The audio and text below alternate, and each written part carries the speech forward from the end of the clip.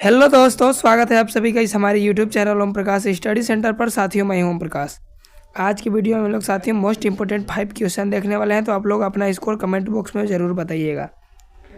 पहला क्वेश्चन है साथियों, पहला क्वेश्चन है मेरे प्यारे भाई कि भारत के राष्ट्रीय ध्वज की लंबाई और चौड़ाई का अनुपात कितना होता है साथियों। देखिए साथियों, इंपॉर्टेंट क्वेश्चन है और क्वेश्चन कई बार एग्जाम में पूछा है साथियों। तो देखिए इसके बारे में थोड़ा इंपॉर्टेंट फैक्ट बता दूं। पहला आपसे क्वेश्चन पूछेगा कि साथियों राष्ट्रीय ध्वज के डिज़ाइन को साथियों किसने तैयार किया था।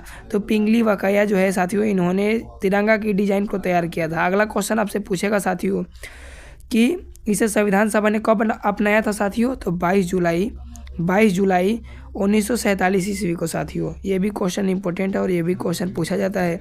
तो साथियों इसका जो चौड़ाई और लंबाई का अनुपात होता है 3:2 होता है। अगले प्रश्न की ओर बढ़ते हैं भाई। अगला प्रश्न है, ध्वनि की चाल किस में अधिक होती है साथियों। तो देखिए इसके बारे में थोड़ा आपको मैं इंपॉर्टेंट फैक्ट बता दूं। जैसे पहला क्वेश्चन पूछेगा साथियों कि ध्वनि की चाल जो है साथियों उस माध्यम में के घनत्व पर निर्भर करती है जिसके माध्यम में वह यात्रा करती है साथियों। जैसे ठोस में ध्वनि की गति अधिकतम होती है साथियों, फिर यह तरल होती है और यह गैसों में सबसे धीमी होती है साथियों। इस तरह इस प्रश्न का option number D right answer होगा, यानी ठोस में साथियों इसका जो है अधिक होता है। अगले प्रश्न की ओर बढ़ता है। अगला प्रश्न है, सत्यमेव जयते कहाँ से लिया गया है साथियों। तो जो सत्यमेव जयते हैं मेरे प्यारे भाई, ये भी इंपॉर्टेंट क्वेश्चन है और ये भी कई बार पूछा गया है। तो साथियों मुंडकोपनिषद से लिया गया है, यानी option number C right answer होगा। देखिए यजुर्वेद और अथर्ववेद साथियों ये वेद हैं। वेद कितने प्रकार के होते हैं साथियों। वेद 4 प्रकार के होते हैं। कौन कौन सा। तो साथियों ऋग्वेद, सामवेद, यजुर्वेद, अथर्ववेद। सबसे पुराना वेद कौन सा है तो साथियों ऋग्वेद। और सबसे नया वाला वेद कौन सा है तो साथियों अथर्ववेद में। और देखिए पुराणों की संख्या कुल कितनी है साथियों। तो पुराणों की संख्या कुल 18 है। कितना है मेरे प्यारे भाई 18। ये भी क्वेश्चन पूछता है एग्जाम में कि पुराणों की संख्या कितनी है तो 18।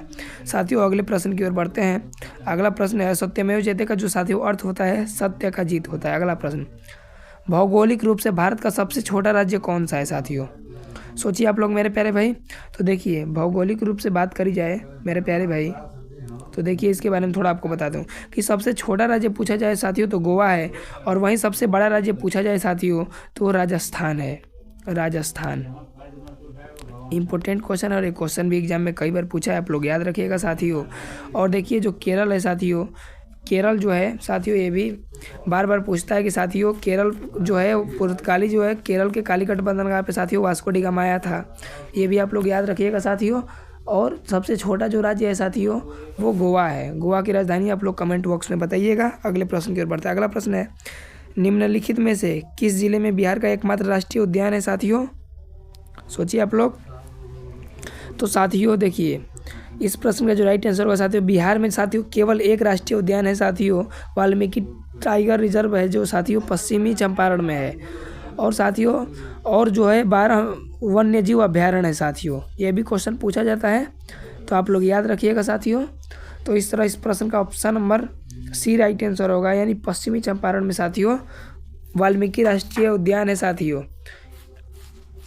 और आप लोग कमेंट बॉक्स में बताइएगा कि बिहार राज्य की स्थापना कब हुई थी, ज़रूर आप लोग कमेंट बॉक्स में बताइएगा मेरे प्यारे भाई। और साथियों जो भी पुराने वीडियो हैं आप लोग उन्हें देखा करिए साथियों, बहुत ज़्यादा फायदा होगा। आप लोग बिहार एसआई में देखे हैं, अभी बिहार पुलिस का एग्ज़ाम होने वाला है, उसमें भी आप लोग देखेंगे कि कितने सारे क्वेश्चन मेरे इस वीडियो से आए हैं।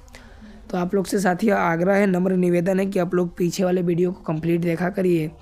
और साथियों बहुत जल्द मिलूँगा आपसे कल की वीडियो में। और मैं आप लोग सोचिए बताइए साथियों मैं सुबह में भी वीडियो डालूँ या सिर्फ शाम ही को, आप लोग ज़रूर कमेंट बॉक्स में बताइएगा। तो साथियों थैंक्स फॉर वॉचिंग, जय हिंद।